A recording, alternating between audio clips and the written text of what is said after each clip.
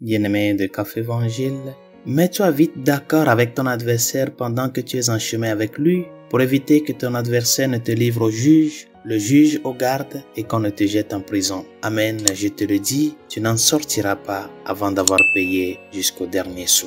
Chers amis, le Seigneur donnait-il ici des questions juridiques concernant une affaire criminelle ou civile et la manière d'éviter les poursuites? Certainement pas.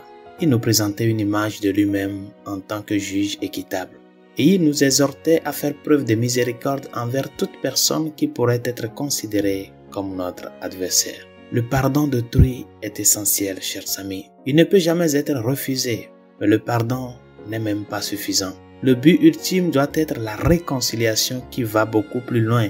Et dans l'évangile ci-dessus, Jésus nous exhorte à régler nos différends avec nos adversaires, ce qui implique une réconciliation. Fais vite ami avec ton accusateur. S'efforcer de favoriser une amitié avec celui qui vous a accusé, surtout s'il s'agit d'une fausse accusation, va bien au-delà du simple fait de lui pardonner.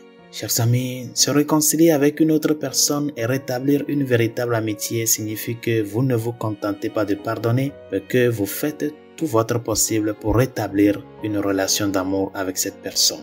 Cela signifie que vous mettez tous deux vos griefs derrière vous et que vous prenez un nouveau départ. Bien sûr, il faut pour cela que les deux personnes coopèrent dans l'amour, mais de votre côté, cela signifie que vous travaillez dur pour établir cette réconciliation.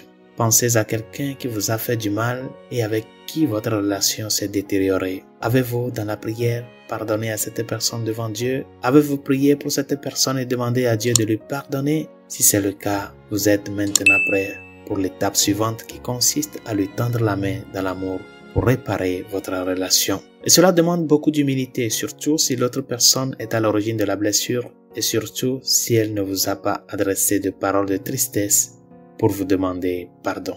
N'attendez pas qu'elle le fasse. Cherchez à montrer à cette personne que vous l'aimez et que vous voulez guérir la blessure. Ne tiens pas compte de son péché et ne garde pas de rancune. Recherche plutôt l'amour et la miséricorde. Le Seigneur conclut cette exhortation par des paroles fortes. En substance, si vous ne faites pas tout ce qui est en votre pouvoir pour vous réconcilier et rétablir votre relation, vous en serez tenu pour responsable. Et bien que cela puisse sembler injuste à première vue, il n'en est rien, car c'est la profondeur de la miséricorde que notre Seigneur nous offre chaque jour. Nous ne serons jamais suffisamment désolés pour notre péché, mais Dieu nous pardonne et se réconcilie avec nous malgré tout. Quelle grâce! Mais si nous n'offrons pas cette même miséricorde aux autres, nous limitons essentiellement la capacité de Dieu à nous offrir cette miséricorde et nous devrons rembourser le dernier centime de notre propre dette envers le Seigneur. Résolution de ce jour. Nous sommes dans le temps de carême, un temps de conversion, un temps de pénitence, un temps de réconciliation. Approche-toi du sacrement de la réconciliation. Fais une bonne confession.